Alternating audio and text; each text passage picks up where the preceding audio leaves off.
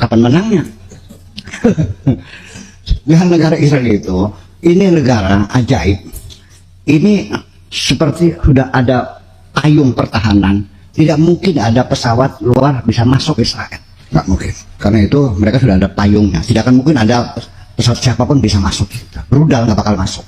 Ya, jadi sangat kuat sekali. Dan Anda salah mengatakan Israel berfoya-foya korupsi. Nggak ada. Yang jadi masalah kesulitan itu sikap negara Arab yang ganda. Itu persoalannya. Palestina itu sampai sekarang menjadi persoalan.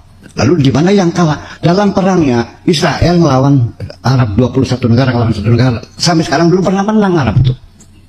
Kapan menangnya? Dengan negara Israel itu, ini negara ajaib. Ini seperti sudah ada payung pertahanan. Tidak mungkin ada pesawat luar bisa masuk Israel. Nggak mungkin. Karena itu mereka sudah ada payungnya. Tidak akan mungkin ada pesawat siapapun bisa masuk. Rudal nggak bakal masuk. Ya, jadi sangat kuat sekali. Dan Anda salah mengatakan Israel berfoya-foya korupsi. Nggak ada. Israel itu negara demokrasi sekali, cuman sembarangan lagi. Iya, tapi nantinya sih inginnya dunia itu ya sudah Israel negara merdeka, Palestina negara merdeka. Yang jadi masalah kesulitan itu sikap negara Arab yang ganda. Itu persoalannya. Sebab kalau berdiri negara Palestina, yang saya yakin kalau Palestina berdiri, ini negara yang paling demokrasi di Timur Tengah. Begitu ada negara Arab yang demokrasi memberi ancaman kepada negara-negara Arab yang tidak demokrasi.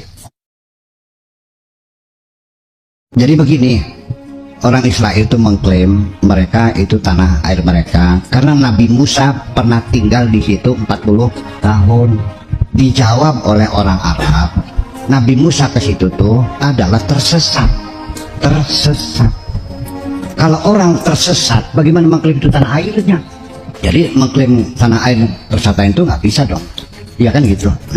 Jadi beginilah bahwa sesungguhnya kita sendiri juga berpikir begini. Israel ini kan anak cucunya Nabi Yakub. Nabi Yakub itu namanya Israel, itu Nabi Yakub itu namanya Isra. Makanya surat Isra itu konon katanya surat Bani Israel namanya. Sehingga surat Al-Isra itu di dalamnya adalah berbicara tentang Bani Israel. Makanya suratnya Al-Isra gitu. Itu namanya Israel, itu adalah Tuhan. Jadi itulah asal usulnya bahwa bangsa Israel ini adalah suatu bangsa yang punya asal usulnya. Cuman mereka itu tidak pernah punya tempat tinggal. Tempat tinggal yang dijanjikan oleh Tuhan sebagai the promised land itu nggak jelas gimana tanahnya. Selama dalam perjalanan secara bangsa Yahudi atau Bani Israel ini selalu terlunta-lunta dan selalu dinistakan lah. Dari sejak zaman Fir'aun ya mereka dibunuh-bunuhin, di Hitler ya dibunuh-bunuhin, di Jazirah Arabia ya diusir-usirin. Yang mengusir orang-orang Yahudi dari Jazirah Arab itu kan Sayyidina Umar, dihabisin semuanya sampai tidak ada sepotong Yahudi pun yang tinggal di Madinah. Semuanya harus keluar. Di Hitler 6 juta digas, dibunuh semuanya itu. Ini bangsa dunia kan melihat Yahudi kan iba. Jadi berdirinya negara Israel sekarang ini itu apakah ada kaitannya dengan Yahudi, apakah dengan Bani Israel, ataukah itu ideologi baru yang disebut Zionisme? Nah, Zionisme itu muncul pikiran dari seorang wartawan Yahudi namanya Herzl. Dia bercita-cita ingin mendirikan Zion. Zion itu adalah sebuah tempat benteng, namanya bahasa Arabnya Sohyun, bahasanya Zion. Nah, jadinya Zionisme itu adalah satu paham radikal mereka mendirikan satu negara. Waktu itu negara Arab terbagi, ada yang dijajah Perancis, ada yang dijajah Inggris. Yang dijajah Perancis itu bagian Afrika Utara. Ini cerita jadi panjangnya, seperti Maroko, Aljazair, Tunisia itu kan ya. Tapi yang lainnya sampai Irak semua itu, sampai Saudi Arabia, Yaman, semua jajahan Inggris. Nah, Herzl itu akhirnya menemui seorang menteri luar negeri Inggris namanya Balfour namanya. Dia minta belas kasihan bahwa kami suatu bangsa, eksis kami bangsa.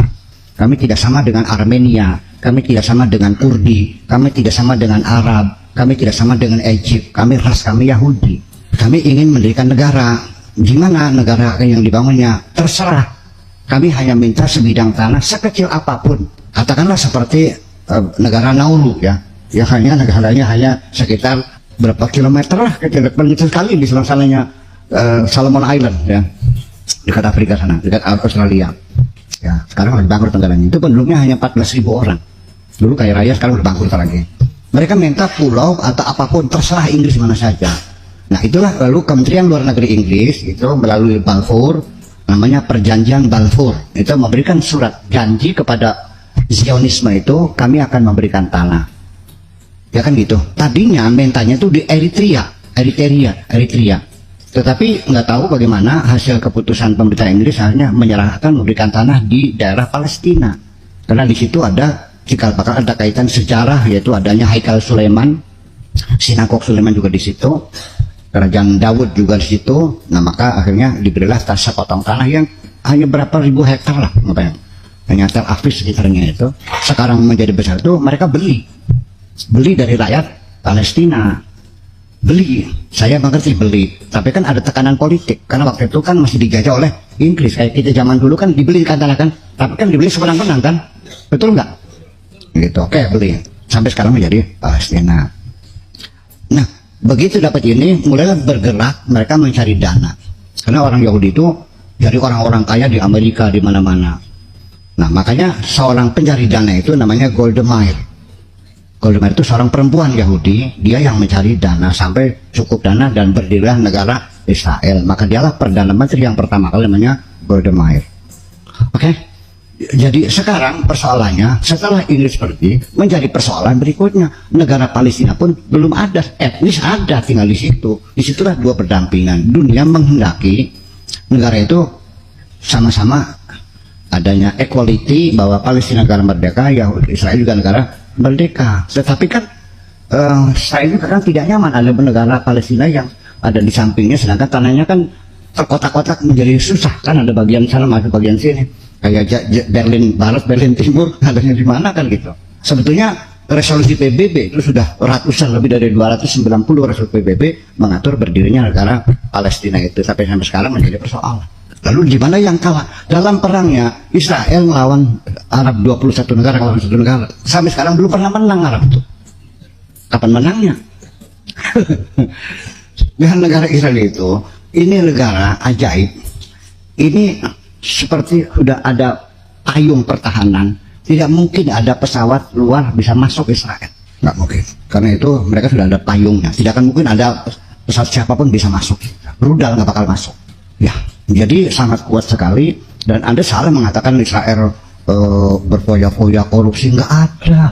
Israel itu negara demokrasi sekali, cuma sembarangan lagi. Iya, salah paham. Jadi levelnya berbeda. Jadi sekarang mah orang Palestina pengennya Israel dibubarin berdiri Palestina, yang nggak bisa dong. Ini de facto di sini negara sudah, Israel sudah mendapat pengakuan PBB, Palestina pun sebagai pengakuan sebagai hak otonomi sementara.